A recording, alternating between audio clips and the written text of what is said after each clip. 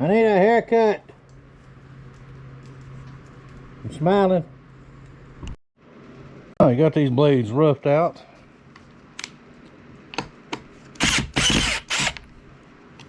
See, use that tool every day. I don't know if I've showed making knives several times. I hadn't done it in a while because I hate to put anything up repetitive, but that's off the grinder. It's just a rough cleanup sand with the orbital sander.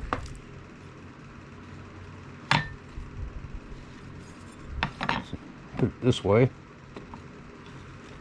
And this is the way I do it. This is not a how-to, it's the way I do it.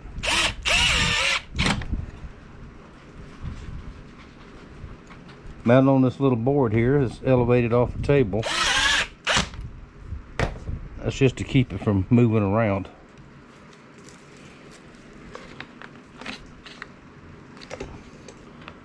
Now, like I said, rough ground, it'll get final ground after heat treating and all that.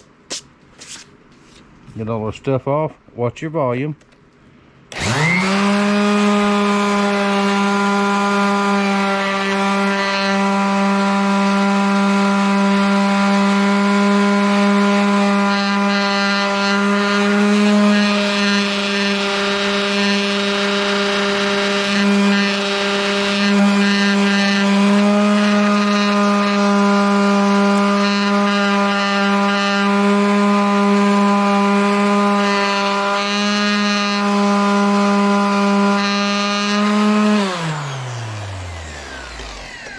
Now, after heat treating this, go through this whole process again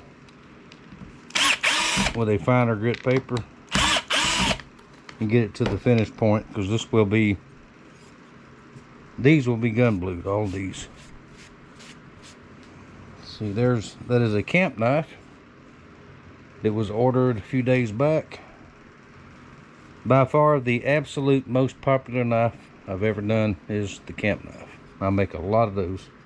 I used to make a lot of them, and it's still the most popular knife. Now, here's a couple of fillet knives that's already been sanded. That's a standard fillet. That one is for my buddy Stump, and that is what I call the large fillet, 7-inch, that goes with this one. These will be a pair going to their new house. Then I'll put these out of the way for blade etch here in just a little bit. This is a antler skinner. It'll have a brass finger guard and something special on it, and I'll show you all later. This is for one of my best friends in the world. The only, and I mean only, fellow that I served with in the military that are still in contact, and we have been for over 30 years. So and I didn't realize until Christmas time he does not have a Wallace knife, so he's fixing to have one. It'll be a very, very late Christmas present. All right, these with the this will be a rat tail tang. It's going to be an antler handle. And if I can find my clamp, where'd it go?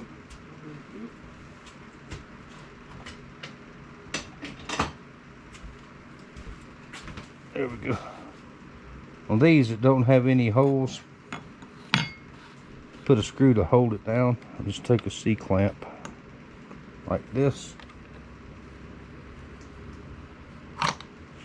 and hold it down so it doesn't move around on me. Like that. Now watch your ears.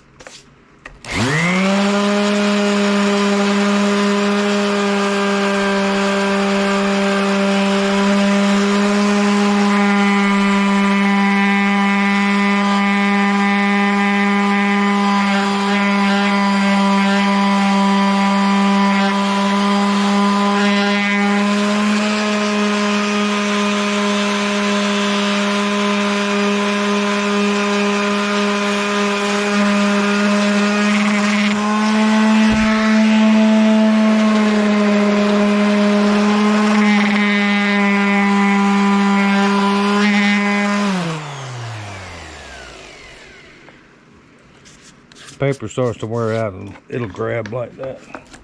That's okay, we got plenty of paper. Now this one's going to get a little special blade etching. I'm waiting for the stencil to come back. Should be ready today, I think.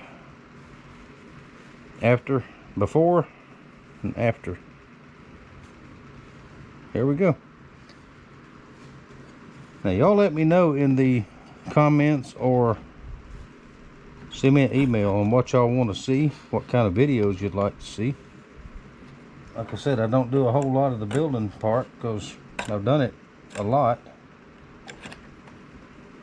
and I don't want to be, like I said, doing the same thing over and over and over again.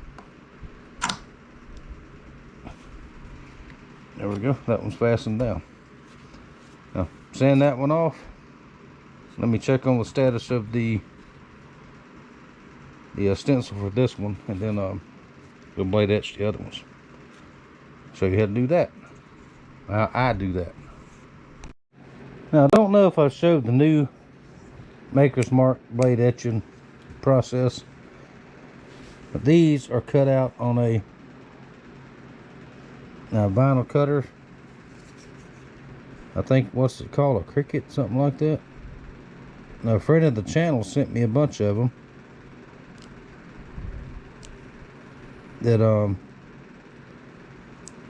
prototypes. I use them up, most of them. And my daughter-in-law has one of these things. She makes shirts and t-shirts and all that kind of thing, stickers. I didn't know she had that thing, but she's pretty good at it. She printed me a bunch of these. So you just put the template, that's what I call it, stick that to the blade, and it takes a little bit of time, but you just reach in there like that and pull the centers out. You pop Papa's ice pick, of course. They're cut, but they're still there. Let's see if I can. There you go, just like that, and you pull it out. And then you do the same with the USA or whatever else is there. And we'll see the blade etching process here in a minute. Now I need to get my, it's easier to do this with this and tweezers. And I'll get that out, and I'll have to sit down and get my glasses out and all that. I just want to show y'all how that's done. Now this one's going to get something else up here once it's printed. But that is how you do, how I do templates for blade etching. Some guys use screen prints and a $500 etching machine. I'll show you all the machine. I've shown it before, but I'll show it again because a lot of y'all haven't seen it. I made my own. That. We make our own stencils, and even make my own etching solution, which is very, very complicated. I'll show you all that. It'll be tomorrow, but on the next clip. Alright, we're ready for blade etching on these knives we've been working on. I'll show you my etching machine. Now this is a homemade rig. I've seen several variations of it online over the years, and this is probably 6 or 7 years old, the way I've got this one set up. All it is a old battery charger. It's a Harbor Freight battery charger, which works as good as any of the rest of them, I think. And no, I didn't steal it from my other one. I've got another one that I do my boat batteries with. Plus there's an onboard charger on the boat, so that's that covers that. But the way it works, right on the positive lead, wherever it is, it's right here, where you did have the alligator clips. Okay, I've got a little alligator clip, because gets the solution on it over time, this will rust away, and you can just clip it off and put another one on. And on the positive side, I have this that I made, piece of 1/2 inch PVC pipe. Alright, with a cap. I drill a hole in the cap, and there's a brass screw inside there, about that long. And I threaded a hole into this piece of brass right here. Tightened it down good. Attached the wire to the brass screw inside. And poured this. This is full of epoxy, all the way almost to the top. So nothing can get in there, no moisture can get in anywhere around it. So that is the actual etching probe, if you want to call it that. Alright, now keep this under the table, because with my pacemaker and defibrillator, that puts off I guess a type of radiation, and if I'm not careful, that will interfere with my stuff up here. That's why I can't weld. A lot of people say it's not hard to weld. I know that. I know how. Not really good, but I know how, but I can't do it anymore. So, the way you set it up, take your probe, and this is a piece of felt. Plain old hobby felt, like you get it Hobby Lobby, Walmart, anywhere like that, in the craft section. And I just double it over like that. Put a rubber band around it. Keep it steady. Alright, let me get this back under the table and we'll get it all set up. And I'll show you how it works. Alright, let's do this camp knife first. It's about as close as I can get you to it. See? Remember we pulled the insides off of that little template? I put tape here, here, here, so the the solution doesn't stain it too awful bad. It will actually etch a mark in it and stay there if you're not careful. Paper towel. Very, very high-tech etching solution. Now you can buy this already made up, or you can make your own salt water. That's all it is, about 2 tablespoons of salt with this bottle. Mix it up. That's all you need.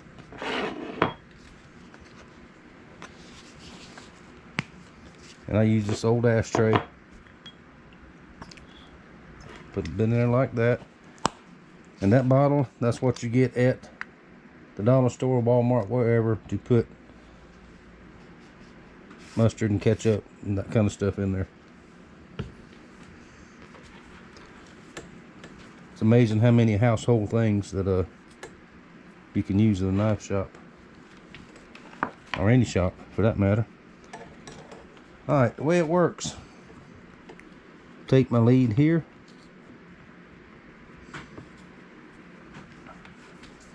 take this lead here. Camera's in the way, but that's okay too.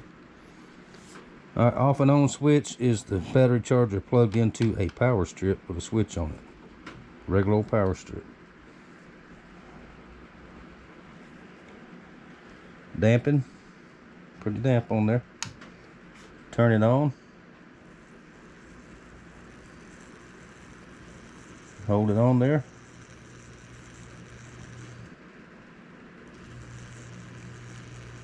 Hold it a few seconds.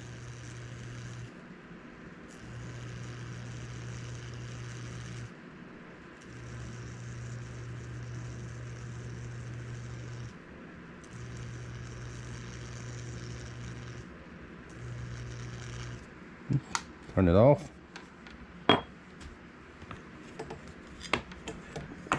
And that's all they are to it.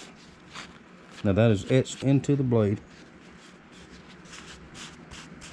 And I'll wait till I get them all done and then come back, start pulling all the tape off, clean them off good. Then they are ready for heat treat. I like to do this before heat treating because your metal's still soft. It'll work either way, but I just prefer to do it this way. There you go. That's how the etching machine works.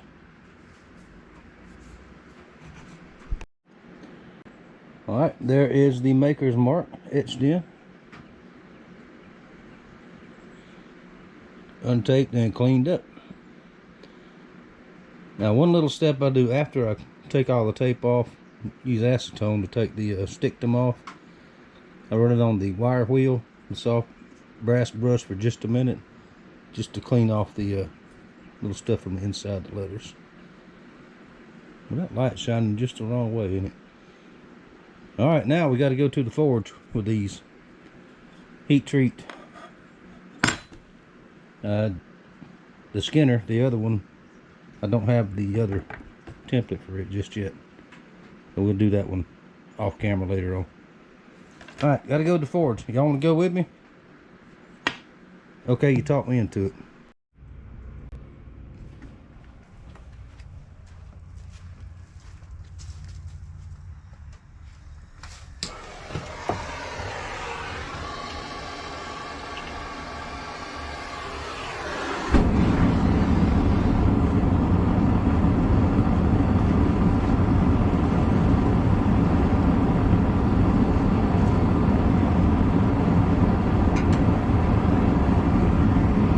May be a little dark. There's no lights. I don't have electricity out here. Blacksmith shop. Yet. One day I will. Alright, we start with the fillet knives first, because they'll have to sit in the straightening jig for a good while. One at a time. I only have one straightening jig right now. Let's see, hang on.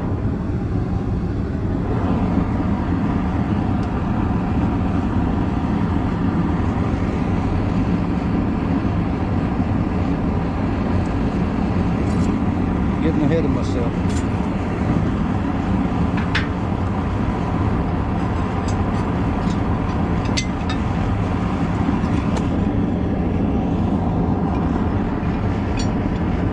I need to warm up my oil, my quenching oil, a little bit.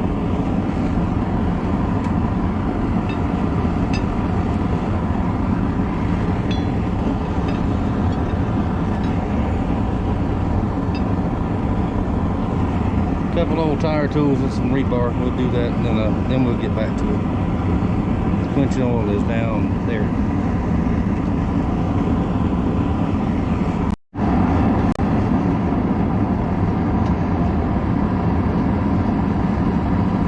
Now, I'm not very persnickety on the temperature of the oil, as long as it's warm.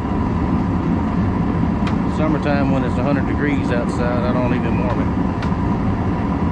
But since my northern friends insist on sending y'all's weather down here about once a week here lately, that oil is cold, so we'll warm it up just a touch. Alright. Yes, the camera's right in my way.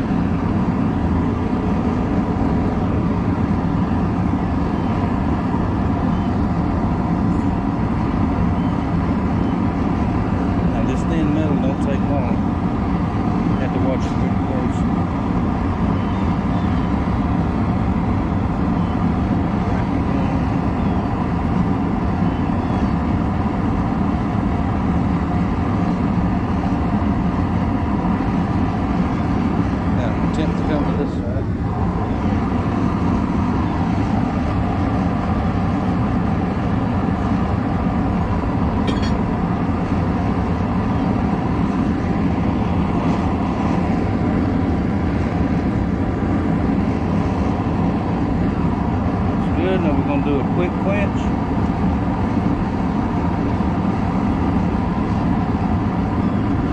Get the straightening jig, and I can't get the camera up there soon.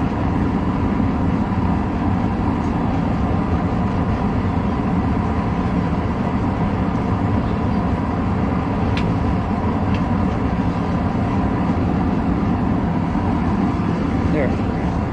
Hang on. There's the straightening jig.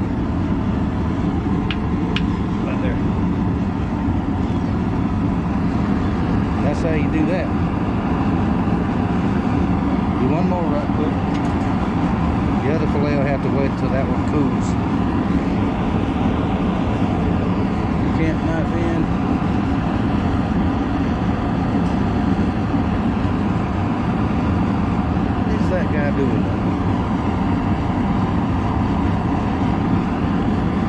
big hole in the ground. It's supposed to be a palm. I think they're shooting 22 in there. Oh well. I do the same thing sometimes.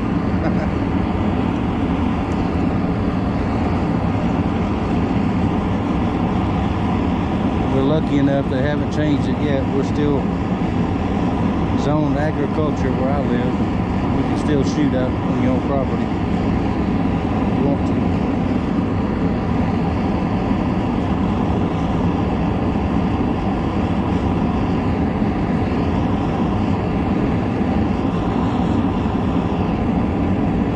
Now these thicker knives normally don't need the straightening tool.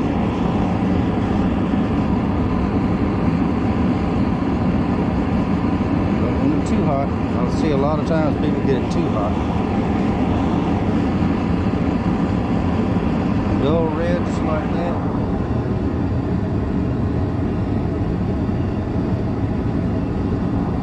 Quench, I know y'all looking at that. Hang on.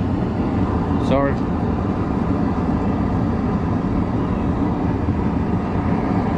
Look at it, and it is straight. Right there and cool. And that's how you do that. Now, next thing we'll clean those up and put them in the tempering oven. Alright, there's the camp knife. Got it cleaned off. Got all the, except the handle. That'll do that in the very end. Take a file, and this is a sharp file. We're going to test it and make sure it got hard in the heat treatment. See how it just skates across there? Don't bite in. That's a hardened blade. Tempering oven, 450 degrees for about an hour. Let it cool. Good to go. Now the fillet knives are still in their little straightening things out there. One's in a makeshift straightener, and they'll get the same process after I make sure the blades are good and straight. Break time. Alrighty, out of the tempering oven with the camp knife. We're just going to focus on this one, and the fillet knives are all be the same thing. Now I don't think you can see it on camera, but cleaned it up good, put it in the tempering oven, and it has a sort of a gold straw color right down through here, which means it is a successful temper. Now the temper, what that does out of the heat treat, is very, very hard and brittle, and that softens it back up just a little bit to where it's not brittle. If you drop it or something, it won't break. But that's what that's for. Alright, gotta clean it up one more time, and then it'll go to gun blue and then the handle.